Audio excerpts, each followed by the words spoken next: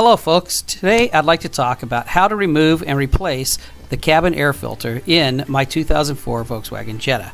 Why pay someone else $65 or more to do this for you when really all you need is a Phillips head screwdriver and 10 minutes of your time.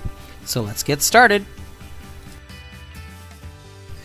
This is a new cabin air filter I purchased for my car for just $15, a far cry from the $65 they wanted to replace it for me. So what we're going to do here is remove this rubber strip that's underneath the hood on top of the firewall. And what you're going to find is right back here on the passenger side of the car, there's a plastic piece where the 4 screws are located.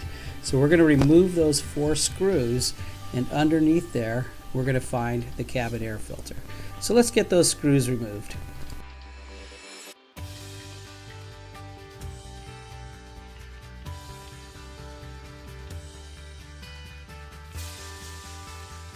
So now that those screws are out, we're going to wiggle this piece of plastic out and remove it. This plastic piece is actually what forces the air through the filter and into the cabin of your car.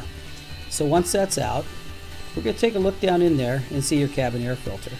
And you're going to notice that there are a couple tabs on the filter that you need to push back. You just give those a little push back. They sort of fold over the top and hold the cabin air filter in place.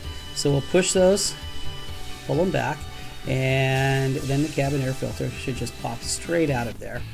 And a little wiggling, a little maneuvering, and it comes right out. I needed both hands for this one. So we got both hands in there, we're pulling that out, and there's a cabin air filter. You'll notice it's very clean. I've already changed the cabin air filter in the car. So let's go take a look at the old filter that I did pull out and see what it looks like. Reaching down here, you'll notice it had captured a lot of dirt, a lot of leaves. It was very gross and is now basically garbage. So going back to the car, we're going to reach down in here and just make sure there's no leaves or anything stuck in there that we don't want in there. Clean it out a little bit, and then we'll put the new filter in.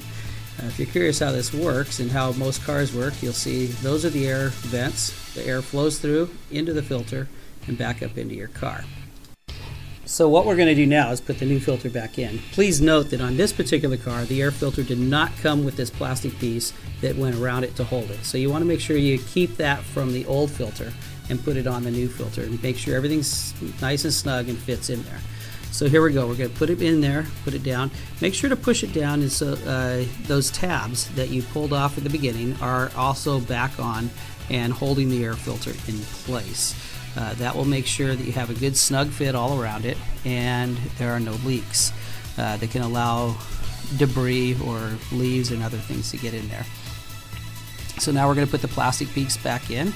It just slides right in. You might have to wiggle it just a little bit, but you want to make sure those screws line up and everything goes into place.